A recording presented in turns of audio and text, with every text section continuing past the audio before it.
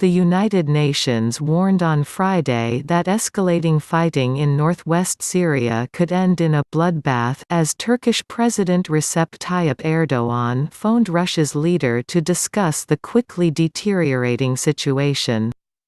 The Kremlin said Russian President Vladimir Putin and Erdoğan agreed to intensify talks on Syria's Idlib region to reduce tensions and implement a ceasefire. Putin told Erdoğan he was seriously concerned by the aggressive actions of rebels in Idlib. The necessity of unconditional respect for the sovereignty and territorial integrity of Syria was underlined, the Kremlin statement said. Erdoğan told Putin the solution was to return to the Sochi Agreement they signed in 2018, which allowed Turkey to establish military posts across Idlib designed to prevent a Syrian government assault. That deal has been increasingly set aside as Syrian forces advance steadily into the region.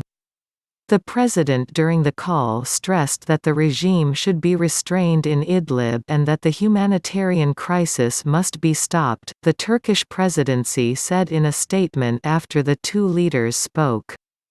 Erdoğan also asked his French and German counterparts to provide concrete support in ending the burgeoning humanitarian crisis in Syria's Idlib region, Turkey's presidency said. Erdoğan said attacks in Idlib, where a Russia-backed Syrian government offensive has displaced nearly 1 million people and brought Ankara, Moscow and Damascus to the brink of confrontation, must be stopped. Idlib is the final stronghold of rebels fighting Syrian President Bashar al-Assad's government during a 9-year war that has killed hundreds of thousands of people and displaced millions. Turkey, which backs some rebel groups in Idlib, has lost 16 military personnel this month in clashes with Syrian forces. It has bolstered its positions and called for Syrian forces to pull back. With Ankara threatening an imminent operation against Syrian forces, Minister of Defense Hulusi Akar inspected troops gathered at the Syrian border on Friday. Relentless violence. Some 60% of the 900,000 people who have fled their homes but are trapped in a shrinking space are children, the UN's Office for Humanitarian Coordination spokesman Jens Lerche told a Geneva news briefing.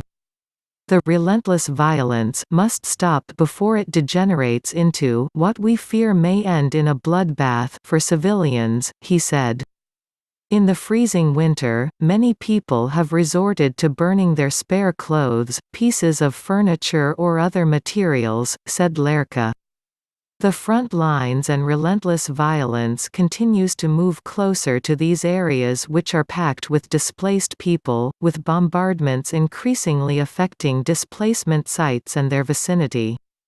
We call for an immediate ceasefire to prevent further suffering. UN Secretary-General Antonio Guterres said on Friday the man-made humanitarian nightmare in Syria's Idlib province must end now, but he did not offer any specific plan for curbing the bloodshed in the final rebel holdout. For almost a year we have seen a series of Syrian government ground offensives supported by Russian airstrikes. This month there have been repeated deadly clashes between Turkish and Syrian government forces, Guterres said. The message is clear, there is no military solution for the Syrian crisis. The only possible solution remains political. No withdrawal. 2 Turkish soldiers were killed and another 5 wounded in Syrian government air raids on Thursday in Idlib. More than 50 Syrian forces were killed in retaliation, Turkey's defense ministry said. Erdoğan said the French and German leaders had proposed to hold a 4-way summit with Russia but Putin had not yet responded. He repeated Turkey was not withdrawing its forces from Idlib. French President Emmanuel Macron and German Chancellor Angela Merkel expressed their shared concern over the catastrophic humanitarian situation that civilians find themselves in and the risk of an escalation, a French presidency statement said.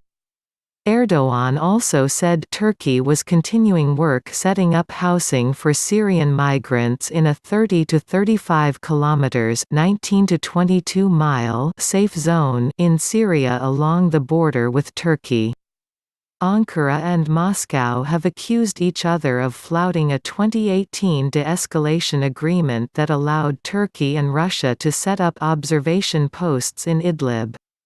Turkey has said some of its posts in Idlib were surrounded by Syrian government forces.